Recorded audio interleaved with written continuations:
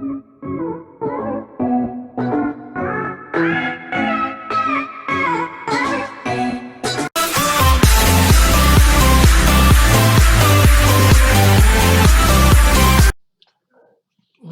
students, welcome to my next video. Chapter number 16, Swarajya to Empire. We will see Maratha period, FYJC history. Students, before I start the video, I start explaining the topic. If you like the video, please do like it. If you have not subscribed it, please subscribe it. And also share it with others, those who are not aware of this video. Well, let us see now. First, Alauddin Khilji defeated the Yadavas of Devgiri and they ruled the Delhi Sultans began in South India. After Khalji, Tughlaq and Bahmani kingdom ruled over Maharashtra. Later, Bahmani kingdom was disintegrated into 5 parts among Nizam Shahi and Adil Shahi ruled the part of Maharashtra. The Mughals turned their attention in South India. As a result, Nizam Shahi came to an end. On 17th century, when Chhatrapati Shivaji Maharaj established Swarajya, marking the rise of Maratha power. Now we will see what are the contributions of the sants. Previously, during the medieval period, there was a lot of superstitions, a lot of rituals carried out in Maharashtra. People had become fatalist and inert. They had become inert and the condition of the common people was miserable. There were times when the Sant in Maharashtra made effort to bring the masses back to life. Now, my dear students, I would like to mention the name of those saints or Sant who made a valuable contribution. Chandrakar Swami, Sant Namdev, Sant Dhyaneshwar, Sant Eknath, Sant Tukaram, Samarth Ramdas. They continued to bring in change in various stratas of society. Similarly, there were women saints like Sant Nirmala Ba, Sant Muktabai, Sant Janabai, Sant Khanopatra, Sant Bahani Bhai, Surkar. They belong to this period. The Sant created the belongingness among the people towards the native region, language, literature, and culture. It's very simple, my dear students. They were not here to speak about anything about God, but they wanted to renew the language, the literature, and culture, to maintain culture and to, bring back the originality of the literature and the language. Their teachings were based on the principles of humanity. They preached harmonious community life, unity and love. Their effort created social awakening. Their teaching helped people to survive the situation like foreign invasions, drought, and natural calamities. Their devotional songs became a source of great inspirations and a moral support for the people. Their work created self-esteem among the people of Maharashtra. Now, my dear students, further we will see in 17th century, Nizam Shahi and Adil Shahi has established their rule in Maharashtra. Many eminent Sardars flourished under their rule. They held Jagirs in remote regions of Sayadris. There were difficult terrains in Sayadri allowed them to operate independently.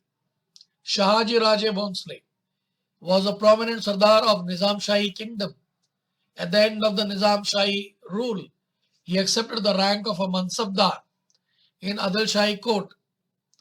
Shahaji Raje was courageous, valiant, wise, and well versed in the science of statehood. He was successfully handled by many Adil Shahi expedition in Maharashtra, Karnataka, and Tamil Nadu.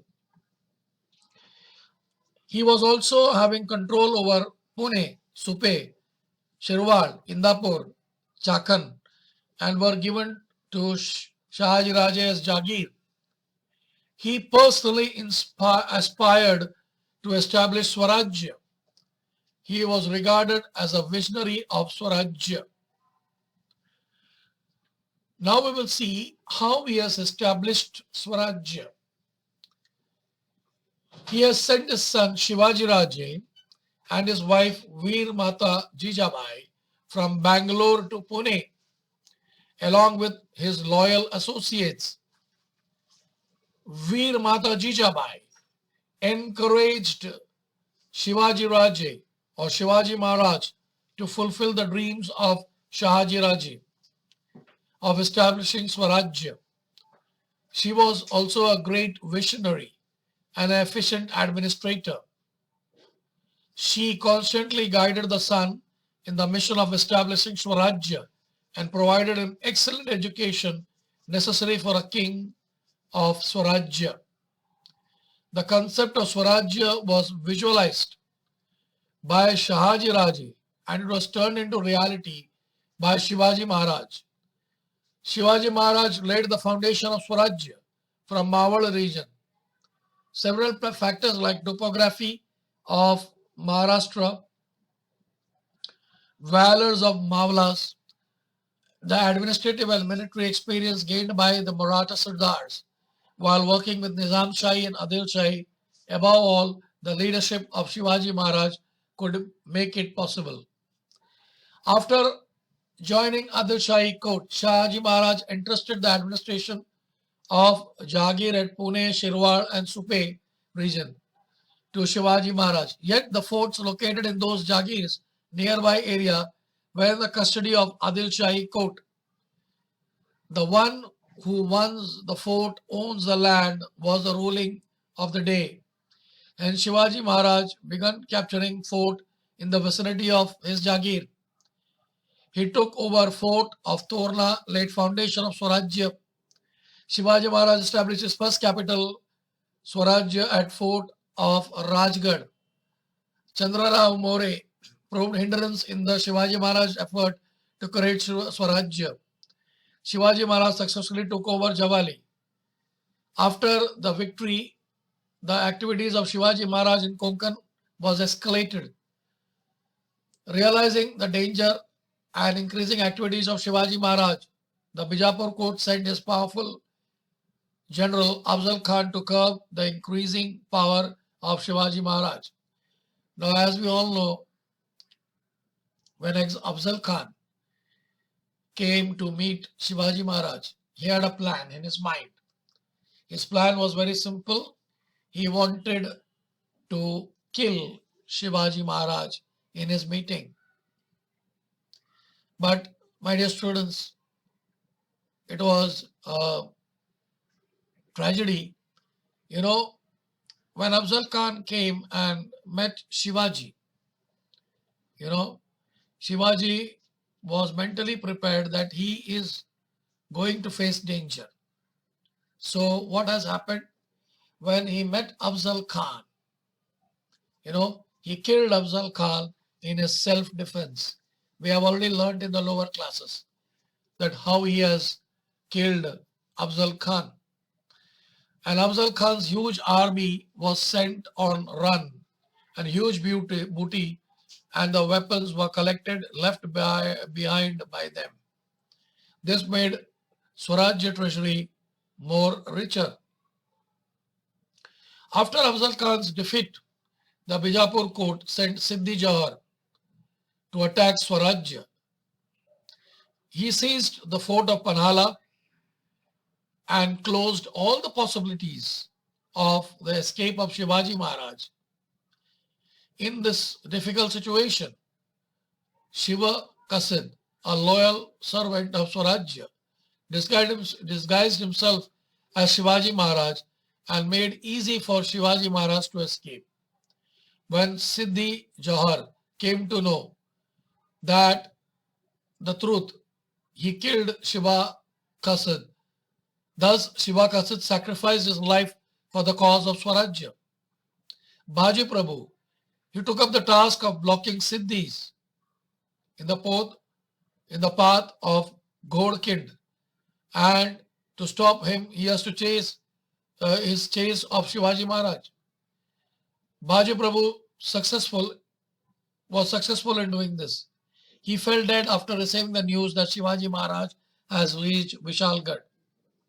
Now let me tell you, if you recollect, we find that there was a sign given to Baji Prabhu that, when I will reach Vishalgarh, मैं तोप का गोला मैं छोड़ूंगा. इससे आपको समझ जाना कि मैं विशालगढ़ पहुंच गया. So what has happened? Even Baji Prabhu, he gave up his life for Swarajya. Then we find Aurangzeb. We find there was a long war with Shivaji Maharaj. Aurangzeb, he sent his maternal uncle Shayasta Khan for expedition. Shayasta Khan camped himself in Lal Mahal in Pune. Shivaji knew the intention of Shayasta Khan. So what happened? Shivaji Maharaj devised a plan. He took a procession, a marriage procession, and he entered into Lal Mahal and he has chopped off the fingers of Shayasta Khan. Shayasta Khan had no alternative but to hastily leave Lal Mahal. Shivaji gained more confidence and he attacked Surat, which was the prosperous economic capital of Aurangzeb. He defeated Surat and he collected a large booty. Enraged with this,